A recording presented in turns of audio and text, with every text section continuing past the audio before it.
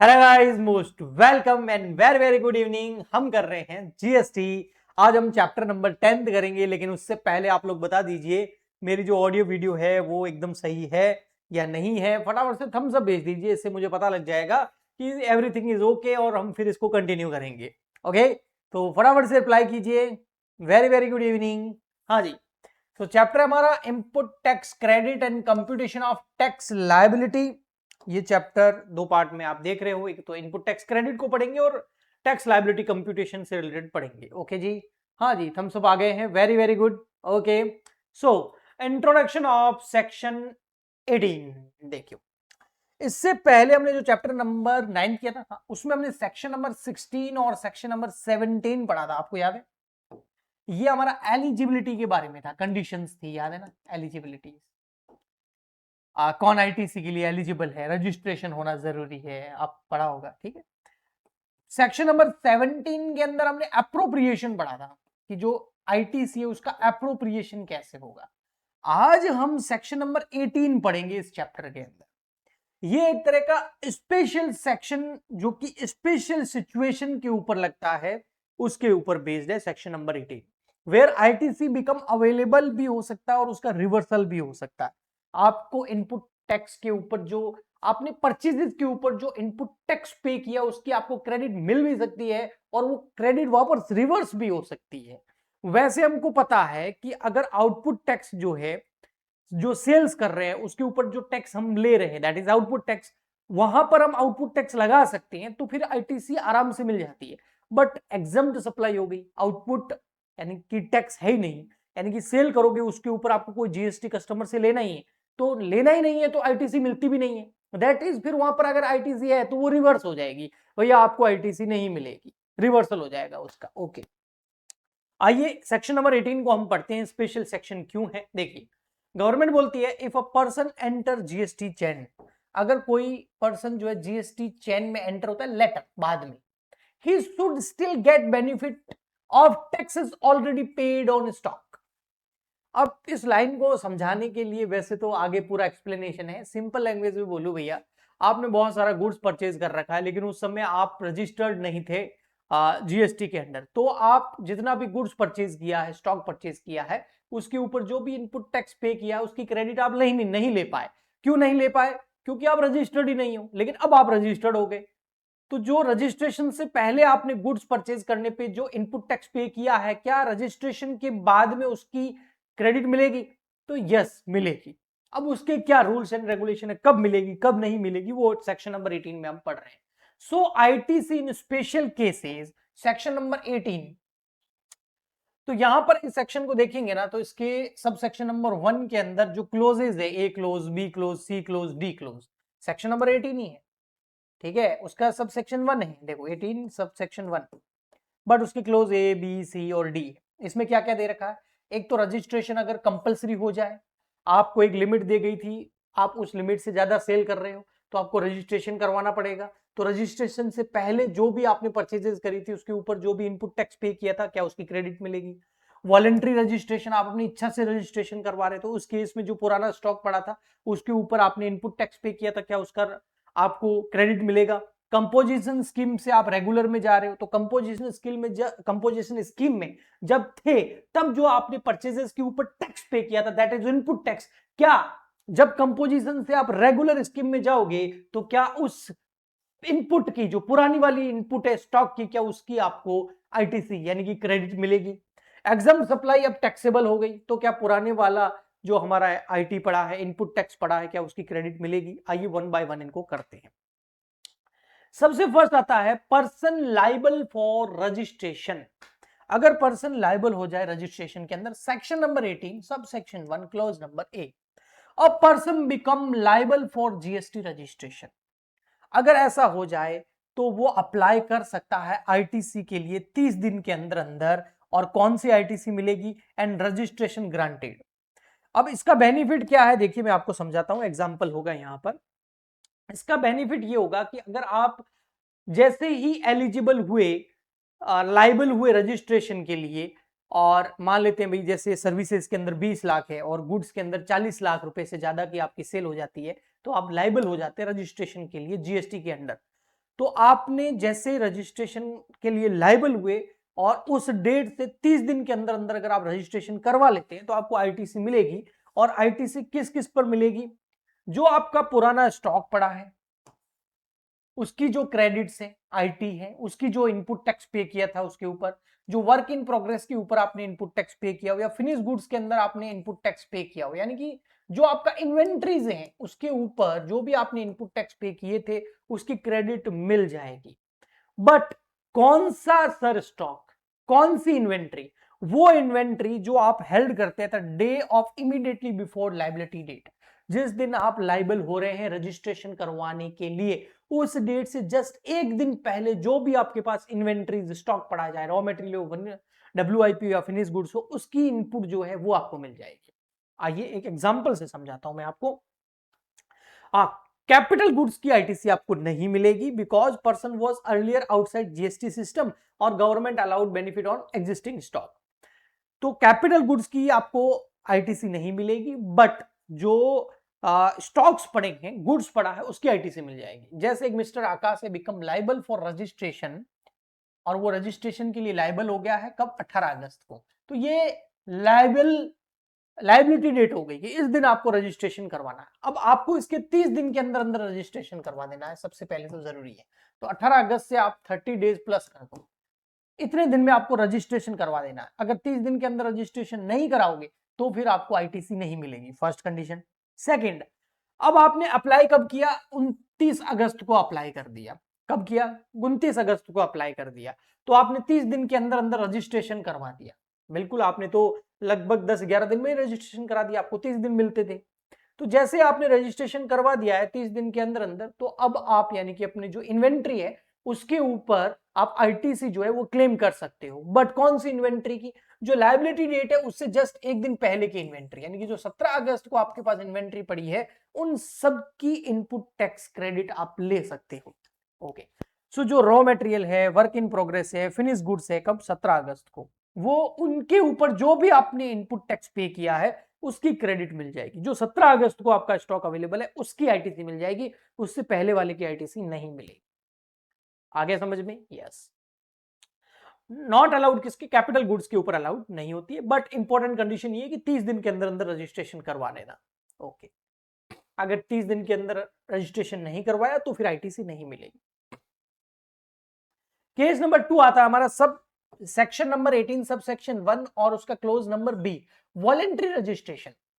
भाई जैसे जब तक सर्विसेज के अंदर ऐसा होता है कि 20 लाख रुपए तक लिमिट मिलती है, गुड्स के अंदर 40 लाख रुपए तक की लिमिट है, ठीक है, पहले तो यही थी, तो वहां जाओगे तब रजिस्ट्रेशन कंपलसरी है। लेकिन कोई पर्सन है जिसकी 10 लाख रुपए सेल हो रही है, लेकिन वो चाहता नहीं भैया मैं तो जीएसटी के अंदर आना चाहता हूं, मैं तो रजिस्ट्रेशन करवाना चाहता हूं, तो उसको बोलते हैं वॉलेंट्री रजिस्ट्रेशन। लॉ के हिसाब से कंपलसरी नहीं है लेकिन फिर भी आप करवा सकते हैं, दैट इज वॉलेंट्री रजिस्ट्रेशन। तो वॉलेंट्री रजिस्ट्रेशन के केस में भी जो आपके स्टॉक्स पड़े हैं, वर्क इन प्रोग्रेस पड़ा है, यानी कि जो इन्वेंट्रीज पड़ी है उसके ऊपर आपको आईटीसी मिल जाएगी। Person not required registration but voluntary take GST registration, तो उस केस में हो जाएगा।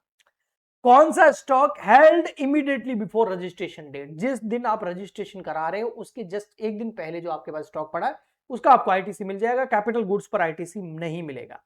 जैसे यहां पर एग्जांपल दे रखा, mister Z applied on 1 September, registration कब हुआ? 9 सितंबर को। तो 9 सितंबर से एक दिन पहले चला जाओ 8 सितंबर, तो 8 सितंबर के पास में जो भी आपके पास गुड्स की इन्वेंट्रीज पड़ी है, रॉ मटेरियल, डब्ल्यूआईपी या फिनिश गुड्स की, उसके ऊपर आपको आईटीसी मिल जाएगा। कैपिटल गुड्स के ऊपर वैसे भी नहीं मिलता है। दो केस हो गए। केस नंबर 3 यानी कि सी नंबर, सेक्शन नंबर 18 सब सेक्शन 1 क्लोज नंबर सी।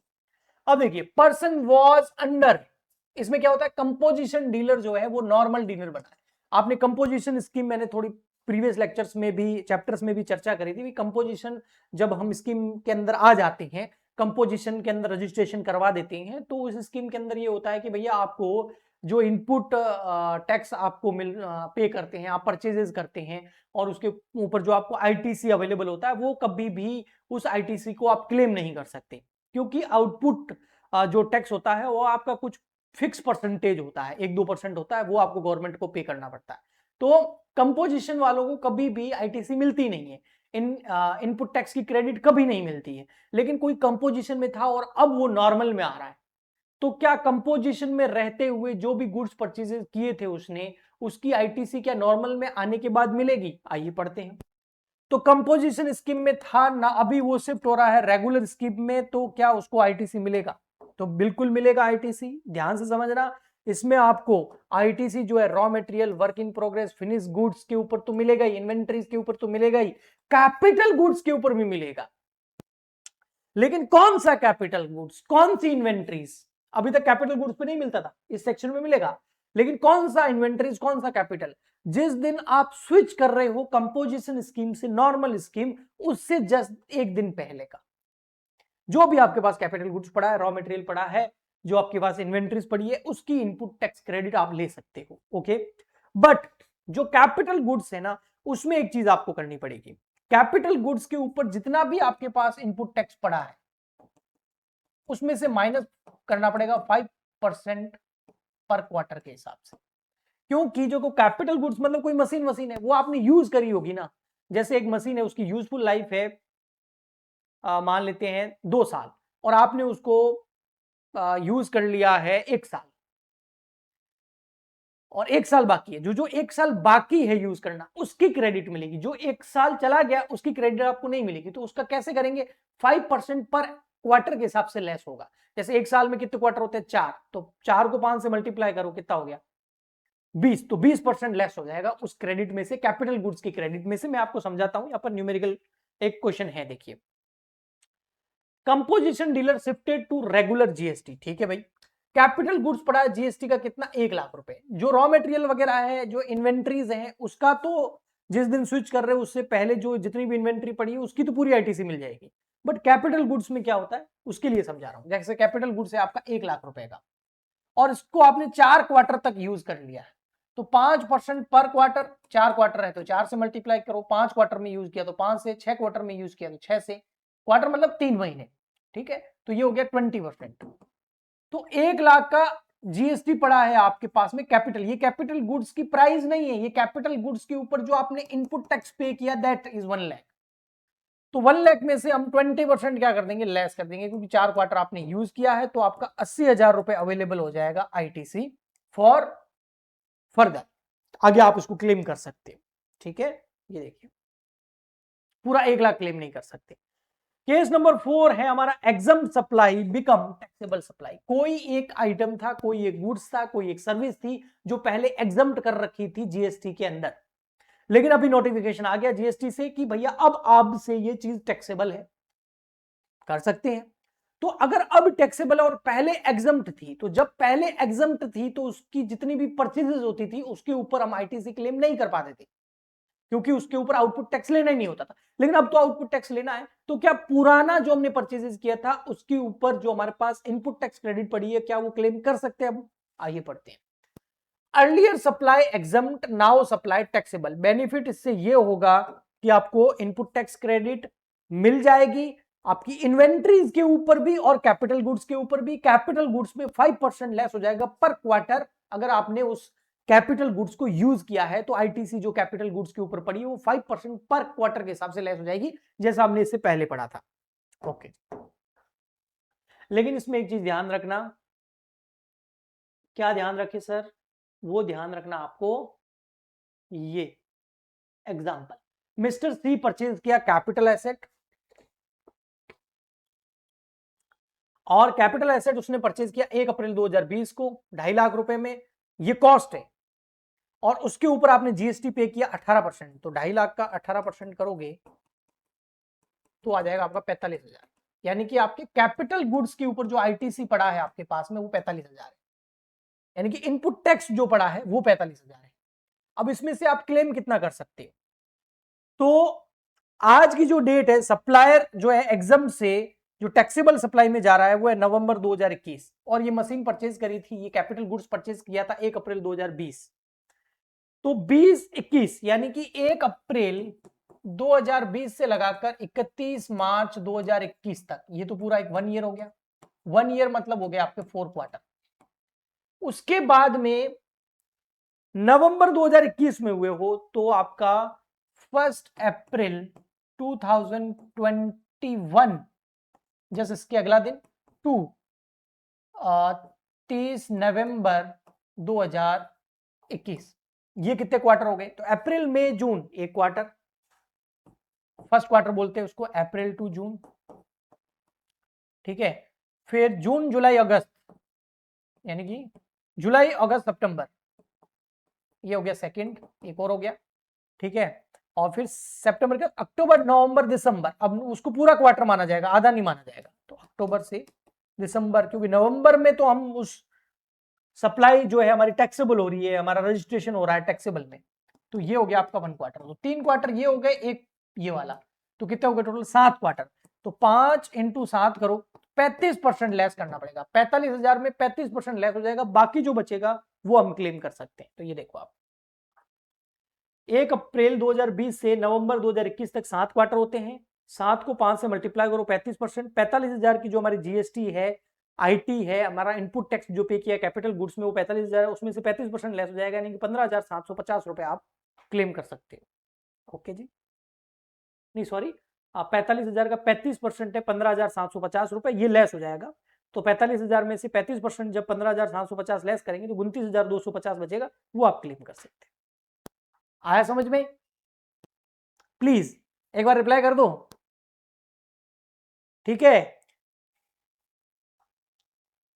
बहुत अच्छे से एक्सप्लेनेशन दिया हुआ है, नोट्स पढ़ोगे तो मजा आ जाएगा आपको। ओके, अब आता है नेक्स्ट, ये हो गया हमारा सेक्शन नंबर 18 और सब सेक्शन 1 की clause A B C D. अब सेक्शन नंबर 18 का सब सेक्शन 2 पढ़ रहे हैं। ये है time limit for claiming of ITC. क्या टाइम लिमिट है? तो भैया जो आपका इनवॉइस है ना, वो 1 साल से पुराना नहीं होना चाहिए।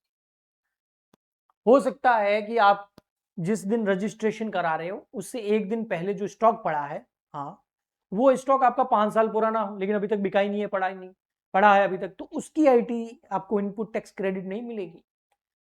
जो डेट है, रिकॉर्डेड डेट है कि इस दिन का जो स्टॉक है, अधिकतर वो रजिस्ट्रेशन से जस्ट पहले की होती है, तो उस डेट पे जो आपका स्टॉक पड़ा है वो 1 साल से पुराना नहीं होना चाहिए।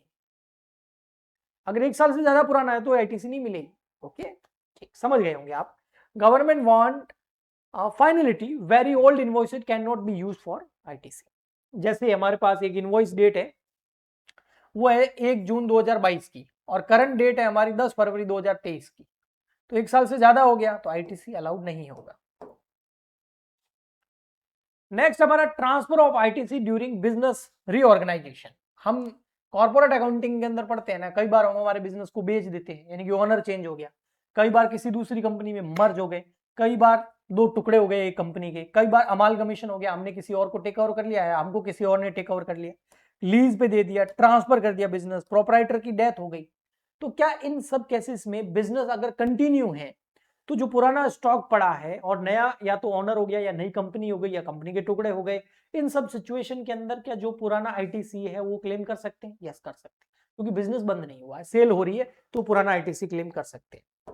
सो unutilised ITC can be transfer new entity, नया जो बिजनेस है उसमें पुराना जो अनयूटिलाइज जो क्रेडिट पड़ा है, इनपुट टैक्स क्रेडिट, वो नई बिजनेस में ट्रांसफर हो जाएगा और वो क्लेम कर सकते हैं। बस कंडीशन ये है कि बिजनेस जो है वो ओनरशिप भले चेंज हो जाए लेकिन बिजनेस कंटिन्यू रहना चाहिए। So ITC should not lapse. Important condition ये है कि transfer of liability must also happen, asset के साथ में बिजनेस के साथ में लायबिलिटी भी जानी चाहिए। जैसे यहाँ पे एक एग्जांपल दे रखा है, ABC limited merge into XYZ limited. ABC limited थी, अब वो XYZ में चली गई, तो अब एबीसी नहीं रही, वो XYZ में चली गई है। तो एबीसी की जितनी भी इनपुट टैक्स क्रेडिट थी वो XYZ लिमिटेड जो है उसको क्लेम कर सकती। ओके, नेक्स्ट आता हमारा इसी के अंदर डीमर्जर केस। डीमर्जर में क्या होता है, 2 कंपनी बन जाती है ना। तो जैसे एक हमारे पास 100 करोड़ का जो है एक कंपनी का ओल्ड कंपनी का एसेट है, और न्यू कंपनी में वो 60 करोड़ हो गया, और न्यू 2 टुकड़े हो गए ना उस कंपनी के, तो एक कंपनी बन गई, एक बी कंपनी बन गई, डीमर्जर इसको ही बोलते हैं ना। तो एसेट बढ़ गई 60 और 40 में, एक कंपनी थी 60 करोड़ की एसेट थी, और 2 कंपनी बन गई, एक कंपनी को 60 करोड़ की एसेट मिल गई, एक कंपनी को 40 करोड़ की एसेट मिल गई, टोटल एसेट 100 करोड़ की थी जब वो कंपनी एक थी, 2 टुकड़े हो गए तो एसेट इस तरीके का बंटवारा हो गया, ठीक है। अब वहां पर जब ये एक कंपनी थी, ओल्ड कंपनी, जिसमें 100 करोड़ की एसेट थी, उस समय यहां पर अनयूटिलाइज जो आईटीसी पड़ा था वो 10 लाख का था। लेकिन अब तो 2 कंपनी पड़ गई, तो अब 10 लाख में से इसको कितना income input tax credit claim कर सकती है, ये कितना कर सकती है। तो इनकी एसेट का रेशियो क्या है कि सर वो तो 60-40। तो 60-40 के रेशियो के अंदर, यानी कि 2 ये हो गया 3, 3:2 रेशियो में ये 10 लाख की जो आईटीसी है वो डिस्ट्रीब्यूट हो जाएगी। इस तरीके से इनका अपोर्शनमेंट हो जाएगा। ये देखिए 10 लाख था तो 10 लाख का 60% 6 लाख ए कंपनी क्लेम कर सकती है और 4 लाख रुपए बी कंपनी क्लेम कर सकती है। Most important that is section number 18 subsection 4, that is reversal of ITC. क्या आईटीसी का रिवर्सल हो सकता है? हो सकता है भैया। आपने आईटीसी क्लेम कर रखा है, आपके इलेक्ट्रॉनिक क्रेडिट लेजर में शो हो रहा है, लेकिन अब जो है, अब ऐसा कुछ हो गया कि आप आउटपुट टैक्स नहीं ले सकते, तो वो जो आईटीसी है वो रिवर्स हो जाएगा, अब वो क्लेम आप नहीं कर सकते। देखिए व्हेन रेगुलर डीलर, उल्टा हो गया ना, इससे पहले हमने पढ़ा कंपोजिशन वाला रेगुलर में जा रहा, अब रेगुलर वाला कंपोजिशन में जा रहा। तो रेगुलर जब था तब बहुत सारी आईटीसी क्लेम कर सकता था, उसने क्लेम भी करी होगी, लेकिन अब वो कंपोजिशन में चला गया तो अब वो आईटीसी क्लेम नहीं कर सकता। अगर कुछ क्रेडिट इलेक्ट्रॉनिक क्रेडिट लेजर में शो हो रहा है तो रिवर्स हो जाएगी, यानी कि उसको क्लेम नहीं कर सकता, सिंपल मतलब ये। या कोई सप्लाई टैक्सेबल थी और अब क्या हो गई, एग्जाम, तो इस केस में आईटीसी जो है वो आपका रिवर्स हो जाएगा इनपुट के ऊपर, यानी कि आपकी इन्वेंट्रीज के ऊपर भी और कैपिटल गुड्स के ऊपर भी। Now output tax will not be paid fully, आपको आउटपुट टैक्स लेना ही नहीं है, so ITC benefit should not continue. हाँ, कैपिटल गुड्स के अंदर रिडक्शन जो है 5% पर क्वार्टर के हिसाब से होगा, ये ध्यान रखना। ठीक है सर, आगे समझ में। नेक्स्ट क्या है, सेल ऑफ कैपिटल गुड्स। ये बहुत अच्छा सेक्शन है, सब सेक्शन 6 है सेक्शन नंबर 18 का, और ये बहुत अच्छा है, इसको समझना। सेल ऑफ कैपिटल गुड्स, देखो वैसे कैपिटल गुड्स का मतलब क्या हो गया, बिल्डिंग हो गई, प्लांट हो गया, मशीनरी हो गया, फर्नीचर हो गया, ये तो आप अपने बिजनेस में यूज करने के लिए परचेज करते हो, उनको रीसेल के लिए परचेज थोड़ी करते हो। तो मोटा मोटी ये होता है कि 99% ये होता है कि जो भी कैपिटल एसेट परचेज की जाती है उसको बिजनेस में यूज करते हैं, ना कि बेचते हैं। लेकिन अगर कोई कैपिटल एसेट अगर आपने परचेज करी, परचेज करने के बाद उसके ऊपर जो भी इनपुट टैक्स पे किया था वो आपने क्लेम कर लिया, और थोड़े टाइम बाद में आपने वो एसेट बेच दी, बट आपको बेचना नहीं था। अगर आप बेच रहे हो तो आप इनपुट टैक्स क्रेडिट नहीं ले सकते, अगर ले लिए तो क्या करें, तो वो समझते हैं। So capital goods sold on which ITC was claimed earlier. आपने कोई गुड्स परचेज किया, कैपिटल मशीन परचेज करी, बिल्डिंग परचेज करी, और उसके ऊपर मिल्ट मशीन ही मान लो, मशीन परचेज करी, उसके ऊपर आपने जो भी इनपुट टैक्स पे किया था वो क्लेम कर लिया है, अब वो मशीन आपने बेच दी। सो अब आपको जो टैक्स पे करना पड़ेगा, भले आपने क्लेम कर लिया है, लेकिन जो टैक्स पे करना पड़ेगा वो होगा आईटीसी रिड्यूस बाय 5% पर क्वार्टर, और GST on transaction value. Transaction value मतलब सेल वैल्यू। एक तो सेल वैल्यू पे जो जीएसटी आप पे, भाई आपने कोई मशीन पे करी है, मशीन सेल करी है ना, मशीन बेच रहे हो, कोई कैपिटल गुड्स बेच रहे हो, तो उसके ऊपर आपने जीएसटी लिया होगा, तो उसके ऊपर कितना जीएसटी आपने लिया होगा वो ले लो, एंड जो आपने आईटीसी क्लेम किया है उसमें उस मशीन को कितना यूज कर लिया है वो क्वार्टर आप देख लो, और दोनों में से जो हायर होगा वो टैक्स आपको पे करना पड़ेगा। मैं आपको एक एग्जांपल से समझाता हूं। एक मशीन परचेज करी आपने 1 लाख रुपए में, उसके ऊपर जीएसटी आईजीएसटी पे किया 12%, तो आपने उसके ऊपर आईजीएसटी कितना पे किया, 12,000 रुपए। ये हो गया आपका इनपुट टैक्स क्रेडिट जो आपने ले ली, ये रहा आईटीसी 12,000। आपने उसको 6 क्वार्टर तक यूज किया तो 5% के हिसाब से आपका 30% लेस हो जाएगा। आपने उस मशीन को बेच दिया 65,000 में, यानी कि ट्रांजैक्शन वैल्यू है 65,000, तो उसका 12% ले लो 65,000 का। ये हो गया आपका ट्रांजैक्शन वैल्यू पे जीएसटी।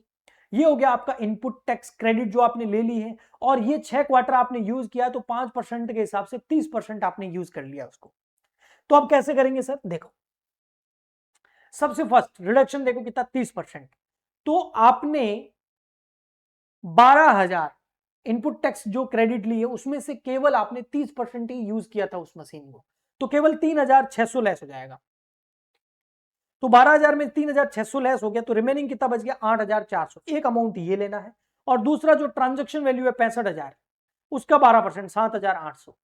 तो एक तो जितना यूज किया है 5% पर क्वार्टर के हिसाब से उतनी क्रेडिट लेस कर दो, फिर जो क्रेडिट बच गई और एक जो ट्रांजेक्शन लीव है उसके ऊपर जो जीएसटी है 7,800, इन दोनों में से हायर क्या है? सर वो तो 8,400 है, वो आपको टैक्स पे करना पड़ेगा। ओके, अगर आपने कैपिटल गुड्स बेच दिया तो। नेक्स्ट आता है transfer of ITC for multiple registration.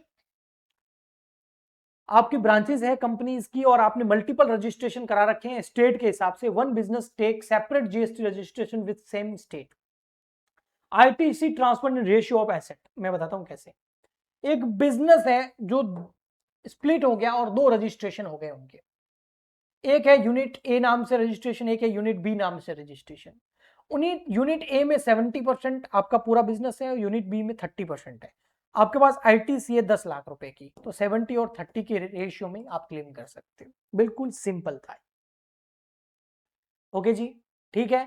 अब ये तो मास्टर है प्लान, आप देख लेना, आपको समझ में आ जाएगा।